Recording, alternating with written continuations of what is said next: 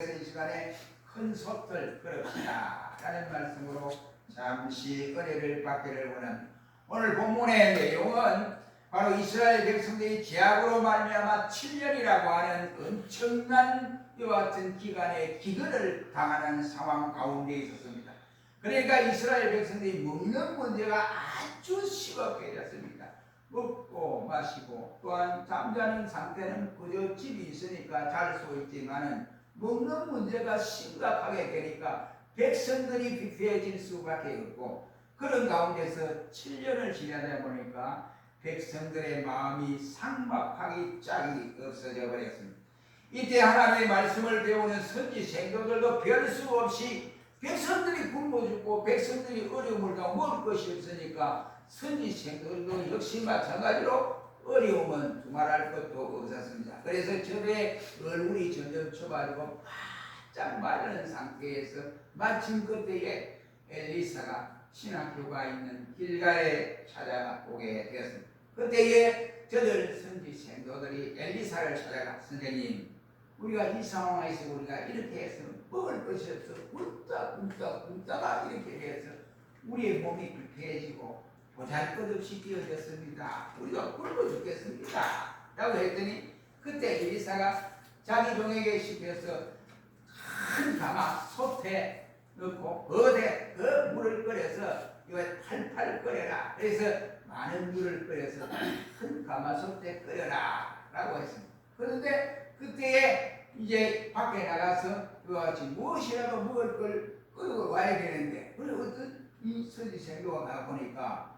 야경 등불인데 그것에 보니까 들배가 저런 달려 있었습니다. 그래서 얼마나 반갑겠습니까? 먹을 것이 없는 상황에서 두세 가지, 이 나만 먹을 것이 아니라 이걸 따가지고 바로 우리 선지자에게 갖다 주어서 우리 모든 신약 생도들이 먹을 수 있도록 하자 하고 갖다 주었습니다. 그런데 그것을 기쁜 마음으로 그 물속에 끓는 가마 속에 집어넣었는데 조금 누가 맛을 보니까 사망의 독이 바로 솥에 있습니다 하고 선지자에게 말하니까, 선지자 그래, 그러면 뭐 밀가루를 좀 가져오너라 해서 가루를 가져와서 샥 뿌리고 기도한 결과 먹어보니까 그 독소가 제하여지고 선지 생도들이 이와 같이 배가 부르게 이와 같이 넉넉하게 먹었다라고 하는 내용의 말씀입니다. 우리는 이 말씀을 통해서 굶주려 시달려 있는 생도들에게 급조하게 한 이것을 통해서 생각하면서 큰 솥이 갖는 우리의 영적 의미가 무엇인지를 생각하여 이 시간 은혜를 받는 시간이 되었으면 하는 것입니다. 먼저 38절의 이 말씀에 보면 하나님은, 하나님의 그 능력은 우리가 측량할 수 없을 정도로 크다 하는 사실을 우리에게 깨우쳐주는 말씀입니다. 그것이 38절 말씀입니다.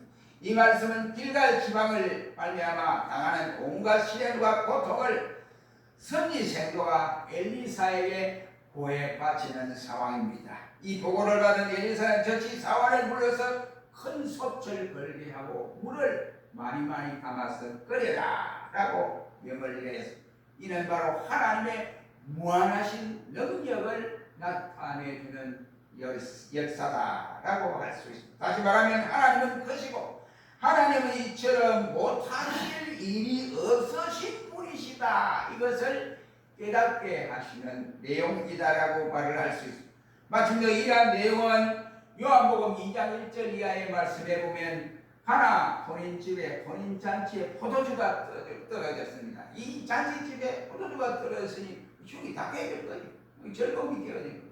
그때 마리아가 보고 예수님이 말하기를 포도주가 다 떨어졌습니다 라고 예수님 말했더니, 예수님 별도의 큰 물통아리 6개라 물을 가득 채우세요 하고 하인들에게 가득 채우게 하시고 그 물이 포도주가 되는 기적적인 역사가 예수님 이 땅에 와서 첫 번째로 행하신 기적의 역사가 하나 본인집에서 물로 포도주를 만드신 사건이다 라고 했습니다. 이 사건은 온 땅이 메말라버린 극심한 기근 중에 큰 이속, 그리고 위기에 처한 잔치집의 큰 항아리와 같은 모든 하나님의 역사를 여기에 나타내 주는데, 하나님은 무에서 유로 또 모든 물체를 가지고 하나님은 원하시는 대로 모든 것을 이루어 가신다라고 하는 하나님의 능력이 대단한 것임을 우리에게 알려주는 내용이다라고 할 수 있습니다. 하나님의 능력은 그 외에도 말씀 한마디로 천지 만물을 창조하셨습니다. 그뿐이겠습니까? 그 능력으로 우주와 삼가 만상을 다스리고 있는 하나님이시다. 이러면 아무도 없는 광야에서 수백만의 이스라엘 백성들을 40년 동안 먹이셨으며 그 하나님이 보리떡 5개와 물고기 2마리를 가지고 5,000명을 먹이고 부스러기가 12광줄이나 넘는 기적을 임하게 하였습니다. 이것이 바로 하나님의 역사, 예수님의 능력의 역사인 걸 우리에게 알려주고 있습니다. 그분이 바로 하나님 자신이다 이것입니다. 그분을 믿고 의지하는 사람은 그분의 큰 것을 기대할 수 있습니다. 그분은 바로 능력이 한이 없으신 분이시다 이라면, 그런데 우리는 실제적으로 생각하면 그 능력이 많으신 하나님을 믿고 그대로 따라야 하는데, 내 눈에 보이는 상황이 그렇지 못할 때 어렵고 힘드는 그만 그 자리에 주저앉아버리고 그 능력을 저버리고 그만 어찌할꼬 하고 이와 같이 낭패와 실망에 젖어 살아가는 신자들이 한두 사람이 아니다 이런 말. 그럼 우리는 하나님의 능력을, 엄청난 그 능력을 우리가 확실히 믿고 살아가라. 두 번째는 교회는 큰 집이다 라는 이 뜻을 밝혀주고 있습니다. 디모데후서 2장 20절 이하의 말씀에 보면 큰 집에는 여러 종류의 그릇들이 있다 라고 말씀을 하고 있습니다. 여기에 나오는 큰 집은 하나님의 교회를 가르쳐주는 말씀이다 라고 할 수 있습니다. 그럼 왜 하나님의 교회가 큰 집이 될 수가 있겠습니까? 그것은 바로 에베소 1장 22절로 23절 말씀에 보면 그 집의 주인이 큰 분이에요. 그 집의 주인이 위대한 분이기 때문에 바로 이 말씀을 하신 것이다 라고 할 수 있습니다. 디모데전서 3장 15절 말씀에 보면 이 집은 살아계신 하나님의 교회예요. 그리고 진리의 기둥과 터리라고 하시면서 에베소 1장 22절 말씀에는 교회의 머리가 바로 예수 그리스도라고 말씀을 해주셨고, 교회는 바로 또한 그의 몸이라고 말씀해 주시고 있습니다. 그 이유는 이 세상의 교회는 오직 예수 그리스도께서 흘리신 피에 의해서 탄생된, 설립된 것이기 때문에 그런 것입니다. 교회를 밝혀서 큰 집이라고 하는 이것은 결코 외형적인 모습이 작은 그것을 말하는 것이 아니고 바로 내면성, 내적인 질을 두고 말씀하는 내용이다 라고 할 수가 있습니다. 또한 이 집에 이와 같이 가족들이 한두 사람이 아니라 만민을 거느리는 가족이 있기 때문에 그 집이 바로 큰 집이다 이렇게 말을 할 수가 있습니다. 우리가 이 집에 출입하는 가족은 혈통을 초월하는 것입니다. 이 집에 출입하는 가족은 대파와 지역을 초월하는 것입니다. 빈부 기천을 초월하는 것입니다. 아무리 피부색이 검고 하얗다 할지라도 또 피부색에 둔하지 않고 국격을 초월하는 집입니다. 누구든지 예수 그리스도를 구주로 고백하는 자는 모두가 예외 없이 바로 예수 그리스도 안에서 한 지붕 밑에 한 가족이다 이 뜻을 말씀하고 있습니다. 그래서 이 집에 가족이 많기 때문에 그 집이 큰 집이다 라고 부르게 됩니다. 그리고 이 집은 큰 일을 하기 때문에 그 집이 큰 집이다 이라는 내용입니다. 사도행전 2장 21절 말씀에 보면 이 큰 일이 대간절 무슨 일을 일러서 큰 일을 말씀을 합니다. 이 큰 일은 죄인을 구원하여 하나님의 자녀로 되게 하는 이것이 가장 큰 일이다. 세상에서 이것보다 더 큰 일이 또 어디 있겠습니까? 생명을 구원하는 일, 이것이 가장 큰 일이다 이 말. 교회는 이러한 큰 일을 하는 큰 집입니다. 그 집의 주인은 바로 예수 그리스도이시다 이라는 말. 교회는 인류 누구를 만나든지 거기에 상관하지 아니하고 인생들에게 예수님을 전해야 하고 그리고 선포해야 하고 소개해야 하는 큰 집이라는 말이 되겠습니다. 그래서 구원의 양식을 모든 이에게 공급하는 큰 소치 되어져야 된다. 이런 말이 되겠습니다. 오늘 보면 40절 말씀에 보면 이에 퍼다가 우리에게 주어 먹게 하였더니 라고 말씀을 하고 있습니다. 국서 때 이제 국물을 떠가지고 이제 그 선지생들의 실컷 보게 얼마나 배가 고파서 쫄쫄거리는 그 선지생들이 얼마나 배불리 잘 먹겠습니까? 여기에 부어 주어 먹게 했다 이 말이. 이 우리를 먹이는 큰 집은 다른 세상에 어떤 것이 아니라 교회를 두고 말씀하고 있습니다. 온갖 분류의 사람들에게 구원의 양식을 먹이는 바로 부잣집이라 이 말입니다. 그러나 그 큰 솥이 있어야 됩니다. 솥이 조그만 건 식구도 먹는다면 그게 아니죠. 그러니까 이거에 솥이 큰 솥이 되어서 구원의 국물을 떠서 백성들에게 마음껏 거둘 수 있는 큰 솥이어야 합니다. 이것이 바로 교회가 감당해야 할 사명이 바로 이것이다. 오늘의 교회가 여러 종류의 사람들의 가슴에 안아주고 그리고 그리스도의 진정한 사랑을 나누어주는 교회가 되어져야 한다. 이런 말입니다. 그리고 우리도 어떻게 해야 되냐? 세 번째는 큰 솥을 걸고 준비를 하자. 이런 말이에요. 분명 그 주님은 대형 교회나 아니면 비대해진 교회 목자가 주님으로부터 양을 부여받는데 그 양이 내 양인지 내 양이 아닌지 분간할 수 없는 이런 지경에 놓이면 주님 앞에 갔을 때 우리가 뭐라고 대답을 해야 합니까? 어머니 말하기를 자기가 길을 가는데 목사님 앞에 인사를 하자는 거예요. 그래서 목사님 누구세요? 이랬더니 그래서 그 집사가 하는 거예요. 목사님 나요 아무개 집사요. 그랬더니 우리 교회 왔습니까? 이렇게 말을 했더니 그러니까 예 내가 아무개 구역에 예 교인입니다. 그러니까 그 목사님 우리한테 그래 자기 직접 그래 창피해서 죽을 뻔했거든. 그 교인한테 창피해서 죽을 뻔했대. 자기 교인도 모르는 목사가 돼가지고 어떻게 하게 되는 말이냐 하고 본인이 직접 말씀하는 내용을 들었습니다. 그러니까 교회는 너무 웅장해도 양떼들을 일일이 세세히 다 관찰할 수 없어요. 적당한 숫자에서 그 수가 많으면 또 이와 같이 개척을 해서 보내고 이래요. 그러나 그 큰 교회는 하나는 있을 수가 있습니다. 있어야 됩니다. 왜냐하면 여러 교회를 지원을 해주려면 교회 큰 거 하나 정도는 있어야 하지만은 그러나 바른 목자라면 자기 양을 알아볼 수 있는 목자가 진정한 목자가 아닌가 생각이 되어집니다. 그리고 그렇다고 한다면 우리는 교회는 비록 적지만은 우리가 적은 교회이지만은 그 내용은 절대로 적어서는 안 됩니다. 우리의 그 마음속 마음은 커야 된다.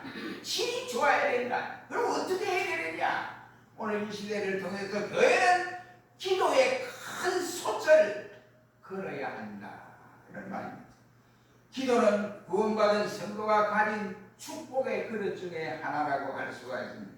성도의 기도라는 그릇에 하나님은 응답하시는 축복을 그 그릇에 듬뿍 담아 주시게 되는 것입니다. 그렇다면 기도의 그릇이 작으면 작은 것밖에 받을 수 없어요. 그러나 그 기도의 그릇이 큰 그릇이면 그 큰 그릇에 가득가득 채워주시는 것이 하나님의 크나큰 역사라고 할 수가 있습니다.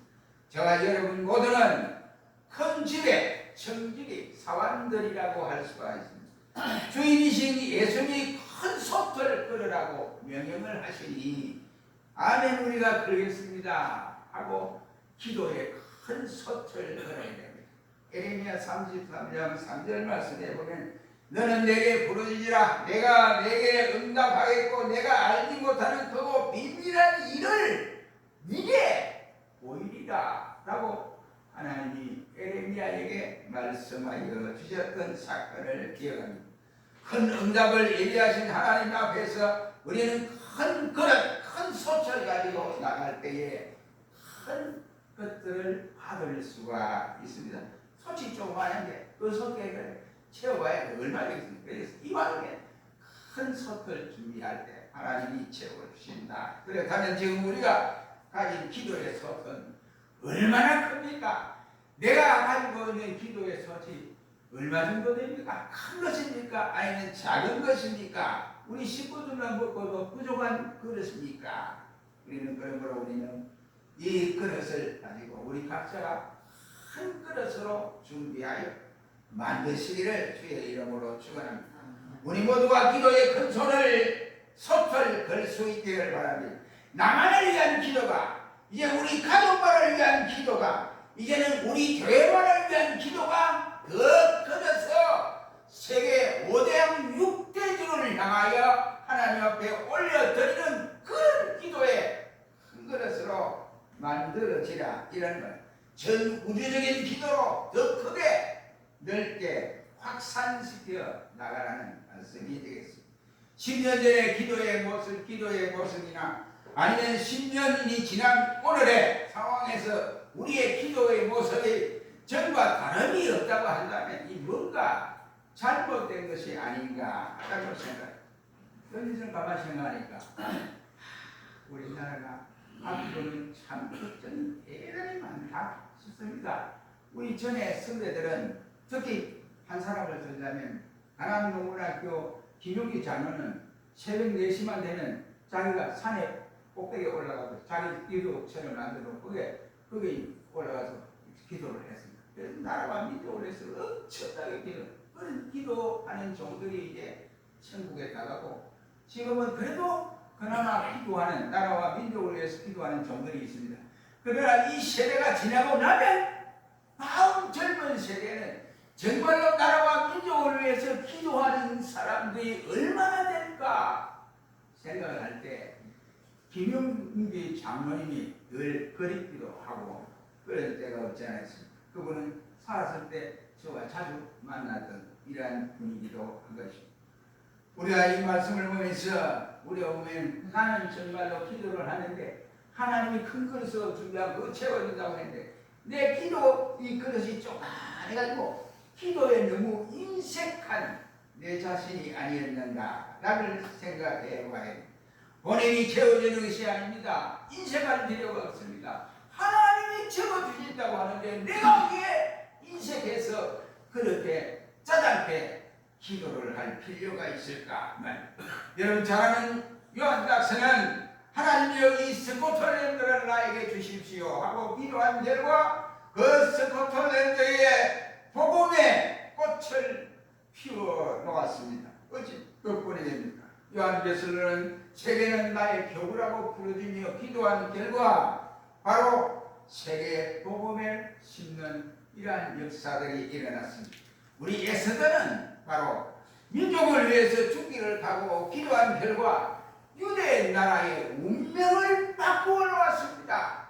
그뿐이겠습니까? 다니엘의 기도는 곧 화사 제국을 움직여 놓는 역사를 가졌고, 바울 사도의 기도는 세계의 선교의 문화를 활짝 열어놓는, 그래서 로마를 정복하고 그리고 구라파를 복음 중으로 끌어안는 이러한 역사가 물들게 했습니다. 그렇다면 여러분, 기도의 솥을 켜야 되지 않겠습니까?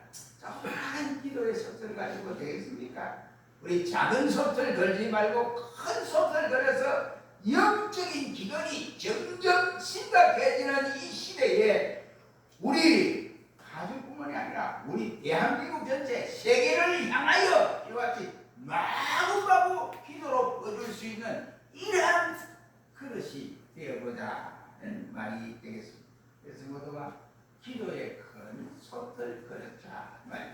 또 복음의 큰 솥을 걸어야 됩니다. 아모스 8장 11절 말씀에 하나님은 아모스를 통해서 외친 말씀이 있습니다.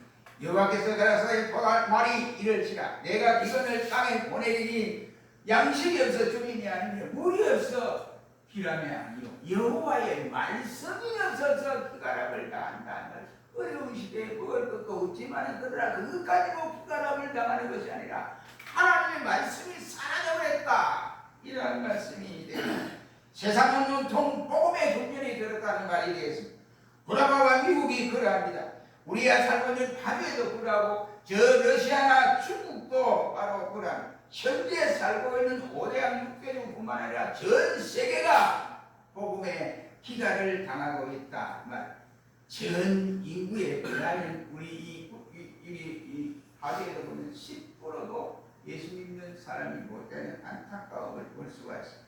이런 일을 위해서는 저와 여러분들이 복음의 솥을 걸어야 한다. 세 번째는 사랑의 큰 솥을 걸어야 합니다.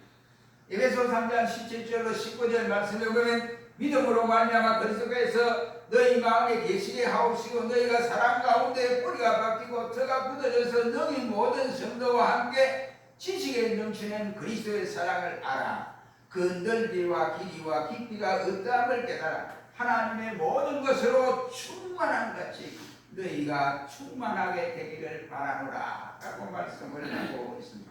이런 교회가 가져야 할 사랑의 크기가 어떠해야 함을 우리에게 알려주는 내용입니다.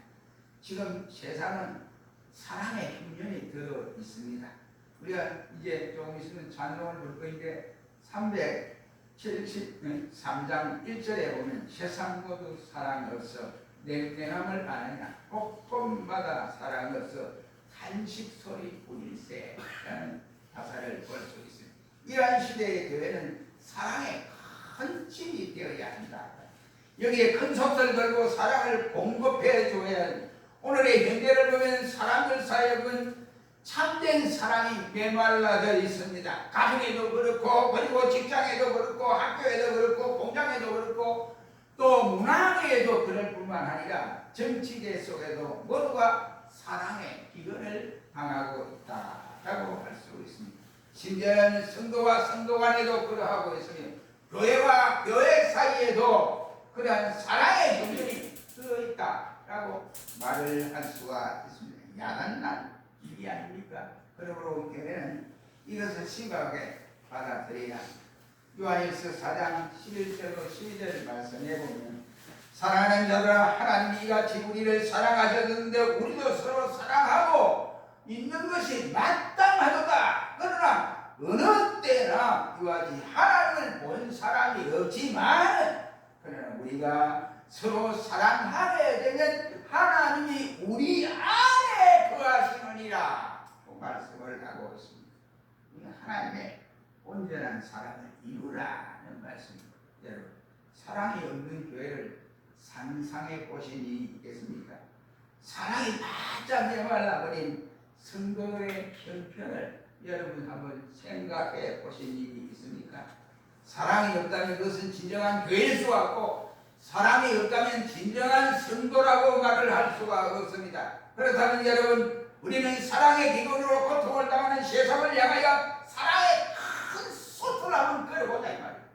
그래서 그 솥에 오래 참음과 온유와 투기하지 않음과 자랑하지 않는과 성내지 않음과 불의 행치 않음과 악한 것을 생각하지 않음과 불의를 기뻐하지 않음과 진리와 함께 기뻐하고 모든 것을 참음과 모든 것을 믿음과 모든 것을 견디는 것을 치워넣고 물국을 끓여서 완전히 온전한 국을 이루어서 거두자 이 말이에요. 사랑이 있는 사람이 사랑을 거두고 인내가 없는 사람이 인내를 거두고 진리를 알 수 모르는 사람이 진리를 거두고 오만한 자에게 이것을 거두어서 먹게 만들자. 이것이 바로 세상의 빛이요 소금입니다. 우리가 다 함께 사랑의 큰 솥을 걸어야 합니다. 지금 잘 사는 사람은 조금 못 사는 사람을 향하여 또 배운 사람은 배우지 못하는 사람을 향하여 해야 되고 일찍 믿은 사람은 늦게 믿은 사람을 향하여 행하여 기도 많이 하는 사람은 기도를 적게 하는 사람을 향하여 사랑으로 공급해 주는 이러한 일이 일어나야 됩니다. 의견에서 틀려도 우리가 그것에 충돌하지 말고 우리는 이해하고 부드럽게 해서 야등등 굴에 이와 같이 독소가 가득 차 있는 독소가 엘리사를 통해서 치유하여 그 독소가 깨끗이 빠져버려 모든 선지 생물의 국을 마음껏 퍼먹은 것처럼 우리 자신이 가루가 되어 우리를 살리신 예수 그리스도의 사랑만 들어가면 이와 같은 모든 제거되지 아니할 것이 하나도 없음을 우리가 깨달을 수가 있게 됩니다. 사랑하는 성도 여러분, 사랑의 솥을 걸어봅시다. 사랑을 기근으로 실험하는 우리 주위의 모든 이웃들에게 예수 사랑은 바로 이것이다 라고 보여줘야 추자 이런 말. 찬송가 373장 4절에는 기달 중에 있는 영혼 사랑받기 원하며 아이들도 소리 질러 사랑받기 원하며 저희 소리 들을 때 가서 도와줍시다.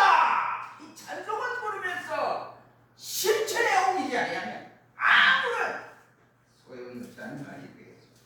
예수 사랑을 전합시다. 십자가 사랑을 전하여 이와 같이 독소에 갇혀있는 저들을 마음껏 거먹여서 회개하고 주께로 돌아오는 이 역사가 일어날 수 있기를 주의 이름으로 축원합니다. 기도하겠습니다. 들어가신 주님 세상은